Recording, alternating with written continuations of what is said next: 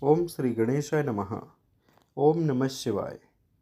Shravan month Mahatmya, Chapter 7.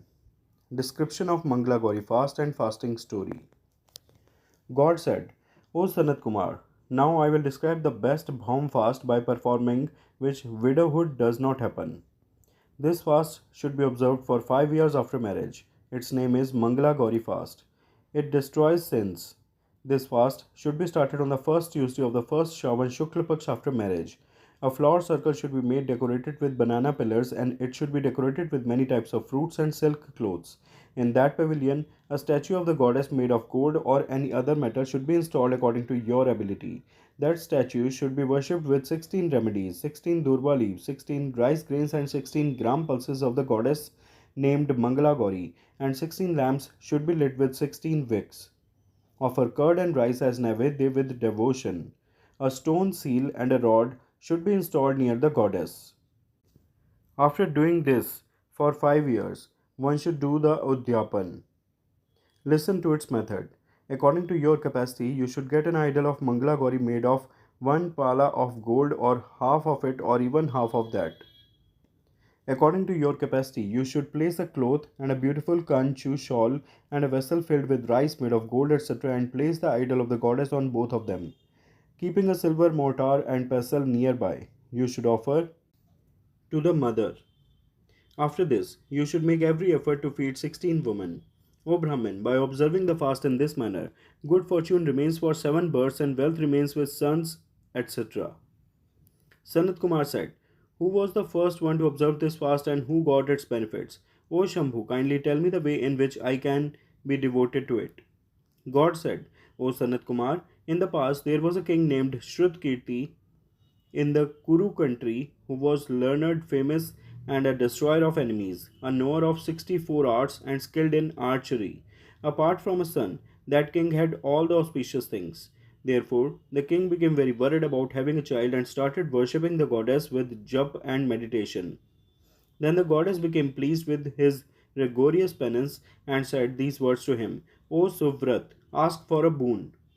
Shrutkirti said, O goddess, if you are pleased with me, then give me a beautiful son. O goddess, there is no dearth of anything else due to your grace. Hearing his words, the goddess with a pure smile said, O king, you have asked for a very rare boon, yet I will definitely give it to you out of grace. But O Rajendra, listen, if you want a son with great virtues, then he will live only for 16 years, and if you want a son devoid of beauty and education, then he will live long. Hearing these words of the goddess, the king became worried and after consulting his wife again, he asked for a son who was virtuous and 16 years old and had all the auspicious characteristics. Then the goddess said to the devoted king, O son of a king, there is a mango tree at the entrance of my temple. Bring one of its fruits and with my permission give it to your wife to eat. There is no doubt that she will conceive soon. The king was pleased and did the same, and his wife conceived. In the 10th month, she gave birth to a son as beautiful as a god. Then the king, filled with joy and grief, performed the Jat Karma and other rituals of the child, and remembering Lord Shiv, named him Chirayu. After this, when the son turned 16, the king, along with his wife, got worried and they started thinking that his son has been born with great difficulty, and how will I be able to see his painful death in front of me? Thinking so, the king sent the son to Kashi with his maternal uncle. At the time of departure, the king's wife told her brother that you should take my son to Kashi by disguising yourself as a Carpathian. I had earlier prayed to Lord Mrityunjay for a son and said, O Vishwesh, I will definitely send that son for the journey of Jagatpati. So you take my son today itself and protect him carefully. Hearing this from his sister, he left with his nephew. After traveling for many days, he reached a city called Anand. A king named Veersen lived there who was blessed with all kinds of prosperity. That king had a daughter named Mangala Gauri who was blessed with all the good qualities, had attained youth, was charming and beautiful. Disregarding all the comparisons, that girl who had enhanced her beauty had once gone to play with her friends in the garden of the city. At that time, that Chirayu and her maternal uncle also reached there and started resting there with the desire to see those girls. Meanwhile, one of those girls who were playing playfully got angry and called the princess a prostitute. Hearing that inauspicious word, the princess said, "Why are you saying inappropriate things? There is no one like that in my family. O friend, by the grace of Mangala Gauri and the effect of her fast, the one on whose head the rice grains fall from my hand at the time of marriage, even if he is of a short life, he will become immortal." After this, all the girls went to their respective homes.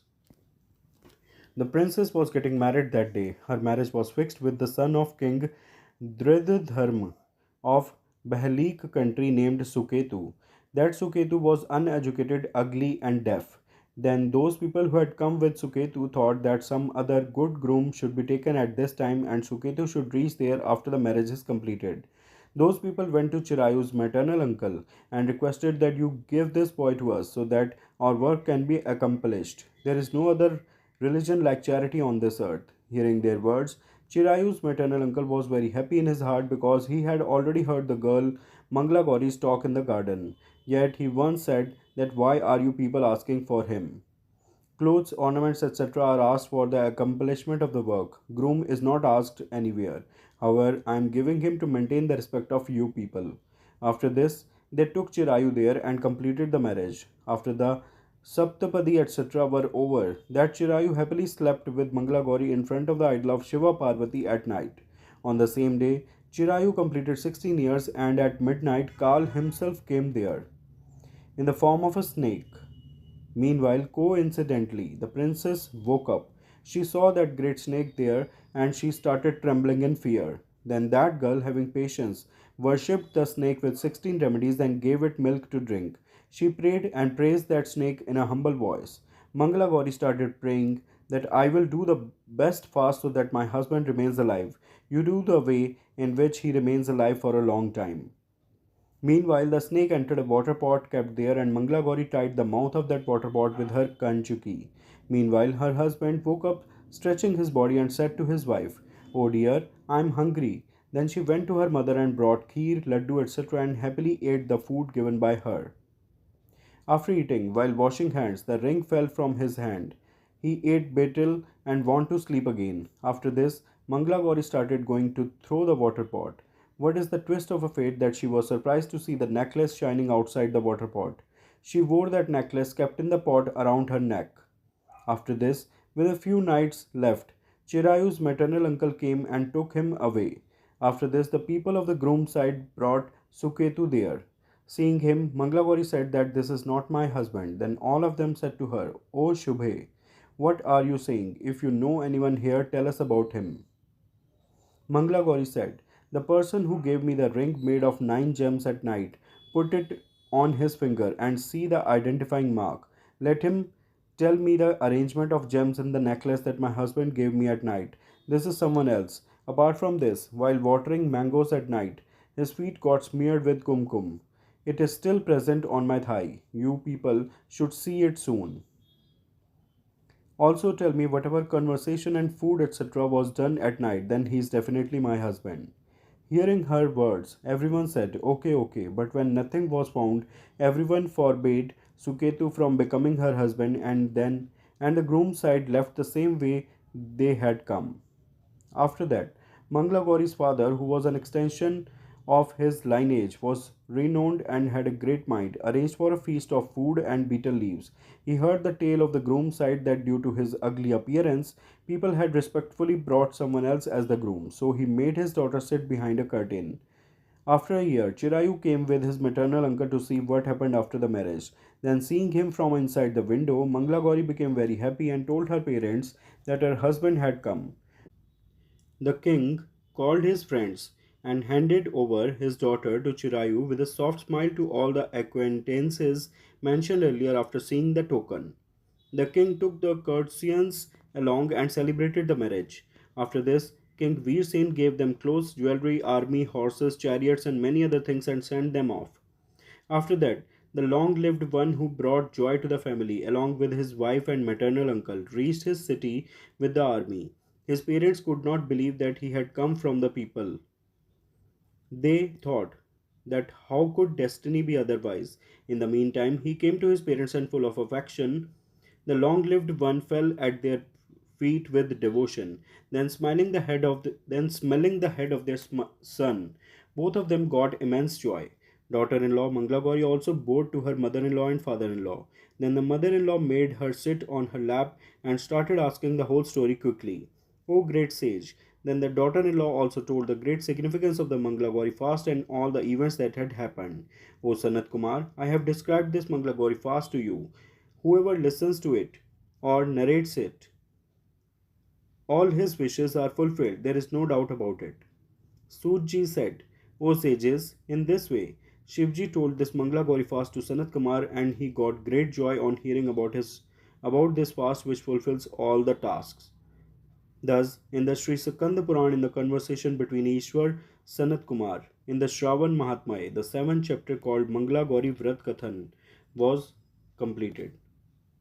All those who are listening, please say with me, Har Har Mahadev, Har Har Mahadev, Har Har Mahadev. Friends, please like and share this video. Also, do subscribe the channel. Thanks. Om Namah Shivaya.